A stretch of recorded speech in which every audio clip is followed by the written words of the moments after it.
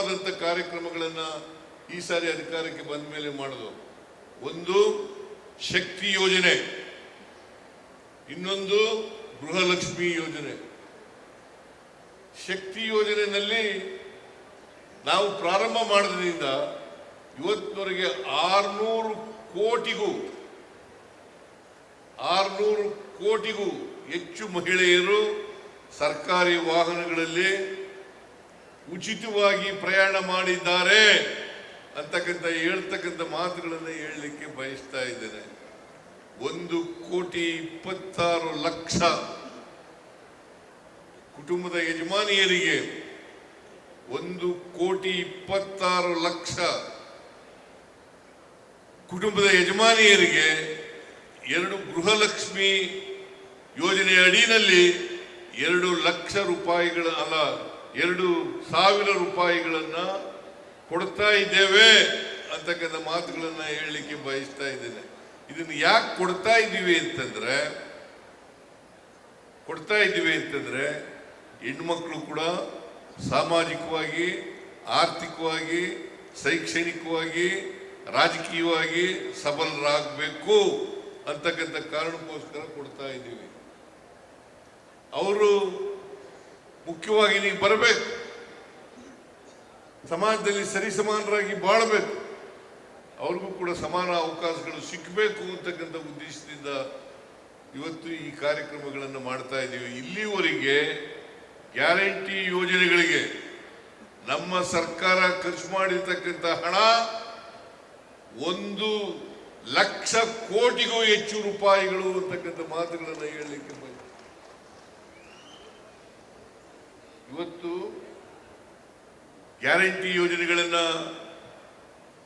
ವಿರೋಧ ಮಾಡದವರಿಗೆ ಅವರ ಕಣ್ ತೆರೀಬೇಕು ಅಂತಕ್ಕಂಥ ಮಾತುಗಳನ್ನು ಹೇಳಲಿಕ್ಕೆ ಬಯಸ್ತಾ ಇದ್ದೇನೆ.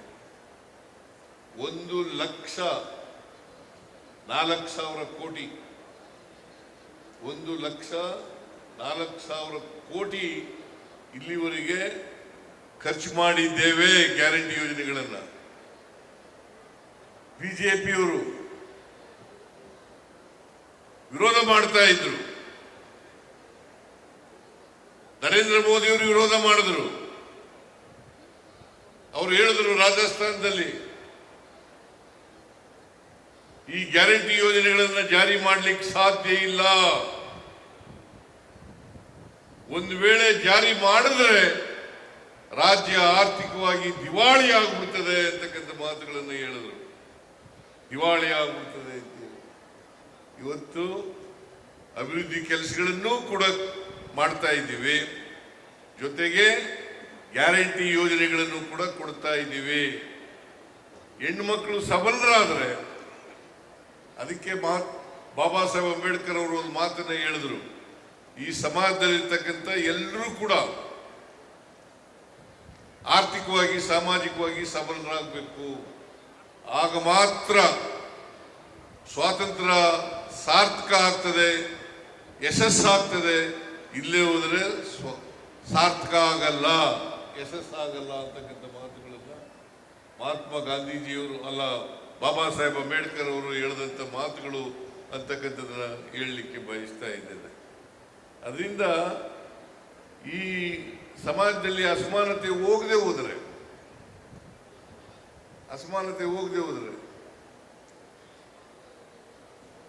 ಜೊತೆಗೆ ಈ ತಾರತಮ್ಯ ಇದೆಯಲ್ಲ, ಪುರುಷ ಮತ್ತು ಮಹಿಳೆಯರು, ಈ ತಾರತಮ್ಯನೂ ಕೂಡ ಹೋಗ್ಬೇಕು. ಅದಕ್ಕೋಸ್ಕರ ಸುಮಾರು ಈ ವರ್ಷದ ಬಜೆಟ್ನಲ್ಲಿ 94-95 ಕೋಟಿ ರೂಪಾಯಿಗಳನ್ನು 94-95 ಕೋಟಿ ರೂಪಾಯಿಗಳನ್ನು ಮಹಿಳಾ ಕಲ್ಯಾಣಕ್ಕಾಗಿ ಇಟ್ಟಿದ್ದೇವೆ, ವಿವಿಧ ಕಾರ್ಯಕ್ರಮಗಳಿಗೆ ಇಟ್ಟಿದ್ದೇವೆ ಅಂತಕ್ಕಂಥ ಮಾತುಗಳನ್ನು ಹೇಳಲಿಕ್ಕೆ ಬಯಸ್ತಾ ಇದ್ದೇವೆ. ಅದರಿಂದ ಲಿಂಗ ತಾರತಮ್ಯ ಹೋಗ್ಬೇಕಲ್ಲ, ಲಿಂಗ ತಾರತಮ್ಯ ಹೋಗಲಾಡಿಸ್ಲಿಕ್ಕೋಸ್ಕರ ನಮ್ಮ ಸರ್ಕಾರ ಪ್ರಯತ್ನವನ್ನು ಮಾಡ್ತಾ ಇದೆ ಅಂತಕ್ಕಂಥ ಮಾತುಗಳನ್ನು ಹೇಳಲಿಕ್ಕೆ ಬಯಸ್ತಾ ಇದ್ದೇನೆ. ಜೊತೆಗೆ ನಮ್ಮ ಸರ್ಕಾರ ಎಲ್ಲ ಜನರನ್ನು ಒಳಗೊಂಡಂತ ಎಲ್ಲರನ್ನೂ ಅಭಿವೃದ್ಧಿ ಮಾಡ್ತಕ್ಕಂಥ, ಎಲ್ಲರಿಗೂ ಸಾಮಾಜಿಕ ಆರ್ಥಿಕ ಶಕ್ತಿಯನ್ನು ಕೊಡ್ತಕ್ಕಂಥ ಕೆಲಸವನ್ನ ಮಾಡ್ತಾ ಇದೆ. ನಾವು ಜಾತಿ ಹೆಸರಿನಲ್ಲಿ, ಧರ್ಮದ ಹೆಸರಿನಲ್ಲಿ, ಲಿಂಗತ್ವದ ಹೆಸರಿನಲ್ಲಿ ಸಮಾಜವನ್ನು ಒಡೆಯತಕ್ಕಂಥ ಕೆಲಸವನ್ನ ಮಾಡಲ್ಲ, ಮಾಡಲೂ ಇಲ್ಲ. ನಾವು ಸಮಗ್ರ ಜನರು ಅಭಿವೃದ್ಧಿ ಆಗಬೇಕು, ಮಹಿಳೆಯರೂ ಅಭಿವೃದ್ಧಿ ಆಗಬೇಕು, ಪುರುಷರು ಅಭಿವೃದ್ಧಿ ಆಗಬೇಕು, ಬಡವ ಬಲ್ಲಿದ ಹೋಗ್ಬೇಕು, ಧರ್ಮ ಜಾತಿ ಹೋಗ್ಬೇಕು. ಅವನ್ನ ಮಾಡ್ತಕ್ಕಂಥ ಕೆಲಸವನ್ನ ನಮ್ಮ ಸರ್ಕಾರ ಮಾಡ್ತಾ ಇದೆ ಅಂತಕ್ಕಂಥ ಮಾತುಗಳನ್ನು ಹೇಳಲಿಕ್ಕೆ ಬಯಸ್ತಾ ಇದ್ದೇನೆ. ಅದರಿಂದ ಇವತ್ತು ನಿಮಗೆ ಜ್ಞಾಪಕ ಇರ್ಬೋದು, ನಿಮಗೆಲ್ಲ ಗೊತ್ತಿದೆ ಅಂತ ಭಾವಿಸ್ಕೊಂಡಿದ್ದೇನೆ ನಾನು. ಕೇಂದ್ರ ಸರ್ಕಾರದ ಕಾರ್ಯಕ್ರಮ ಆದರೂ ಕೂಡ ಇದು ನಾವು ಹೆಚ್ಚು ಹಣವನ್ನು ಕೊಡ್ತಾ ಇದ್ದೇವೆ. ಲಕ್ಷ್ಮೀ ಹೆಬ್ಬಾಳ್ಕರ್, ಕೇಂದ್ರದಿಂದ ಬರ್ತಕ್ಕಂಥದ್ದು ಎಷ್ಟು ದುಡ್ಡು? 2,700 ರೂಪಾಯಿ. 2,700 ರೂಪಾಯಿ. ನಾವು ಕೊಡ್ತಕ್ಕಂಥದ್ದು 8,500 ರೂಪಾಯಿ. ನಾವು ಕೊಡ್ತಕ್ಕಂಥದ್ದು 8,500 ರೂಪಾಯಿ. ಇದು ಮಹಿಳಾ ಕಾರ್ಯಕರ್ತರಿಗೂ ಹೆಚ್ಚಾಗಿ ಕೊಡ್ತಾ ಇದ್ದೀವಿ, ಸಹಾಯಕಿಯರಿಗೂ ಕೂಡ ಹೆಚ್ಚಾಗಿ ಕೊಡ್ತಾ ಇದ್ದೀವಿ. ಇದನ್ನ ನೀವು ಅರ್ಥ ಮಾಡ್ಕೋಬೇಕು. ಅದರಿಂದ ಇದು ಕೇಂದ್ರ ಸರ್ಕಾರದ ಕಾರ್ಯಕ್ರಮ ಅಂತ ಬಹಳ ಜನ ಅನ್ಕೊಂಡಿದ್ದಾರೆ. ಈ ಗೌರವಧನ ಇದೆಯಲ್ಲ, ಈ ಗೌರವಧನವನ್ನ ಹೆಚ್ಚು ಕೊಡ್ತಕ್ಕಂಥವ್ರು ಕರ್ನಾಟಕ ಸರ್ಕಾರ ಇಡೀ ದೇಶದಲ್ಲಿ. ಆಮೇಲೆ ಈ ಸುವರ್ಣ ಮಹೋತ್ಸವವನ್ನು ಆಚರಣೆ ಮಾಡ್ತಾ ಇರ್ತಕ್ಕಂಥದ್ದು ಕೂಡ ಕರ್ನಾಟಕ ಇಡೀ ದೇಶದಲ್ಲೇ 1ನೇ ಸ್ಥಾನದಲ್ಲಿದೆ ಅಂತಕ್ಕಂಥ ಮಾತುಗಳನ್ನು ಹೇಳಲಿಕ್ಕೆ ಬಯಸ್ತಾ ಇದ್ದೇನೆ. ಮಹಿಳೆಯರಿಗೆ ಶಕ್ತಿ ಯೋಜನೆ ಮಾಡಿದ ಮೇಲೆ ಮಹಿಳೆಯರ ಪಾಲು ಉದ್ಯೋಗದಲ್ಲಿ 23%, ಹಳ್ಳಿಗಾಡಿನಲ್ಲಿ 21% ಹೆಚ್ಚಾಗಿದೆ.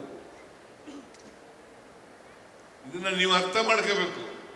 ಆಮೇಲೆ ಇಡೀ ದೇಶದಲ್ಲಿ ಶಕ್ತಿ ಯೋಜನೆ, ಗೃಹಲಕ್ಷ್ಮಿ ಯೋಜನೆ ಮಾಡಿದ ಮೇಲೆ ತಲಾ ಆದಾಯದಲ್ಲಿ ಇಡೀ ದೇಶದಲ್ಲೇ ಕರ್ನಾಟಕ ನಂಬರ್ 1.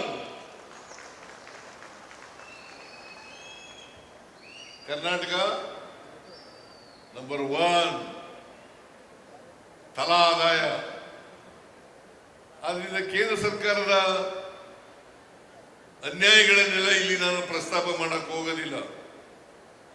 ಕೇಂದ್ರ ಸರ್ಕಾರ ಅವರು ಎಷ್ಟು ಪ್ರಚಾರವನ್ನು ಗಿಟ್ಟಿಸ್ಕೊತಾರೆ ಅಷ್ಟು ಕೆಲಸಗಳನ್ನ ಮಾಡ್ತಾ ಇಲ್ಲ ಅಂತಕ್ಕಂಥ ಮಾತುಗಳನ್ನ ಹೇಳಲಿಕ್ಕೆ ಬಯಸ್ತಾ ಇದ್ದೇನೆ. ಅದರಿಂದ ಇವತ್ತು ಸುವರ್ಣ ಮಹೋತ್ಸವವನ್ನು ಆಚರಣೆ ಮಾಡ್ತಾ ಇದ್ದೀವಿ. ಮುಂದಿನ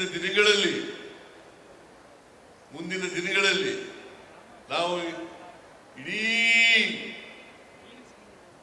ಮಕ್ಕಳು, ಮಾತೆಯರು ಇವರ ಪೌಷ್ಟಿಕ ಆಹಾರವನ್ನು ತೊಲಗಿಸಬೇಕು, ಅಪೌಷ್ಟಿಕತೆಯಿಂದ ತೊಲಗಿಸಬೇಕು.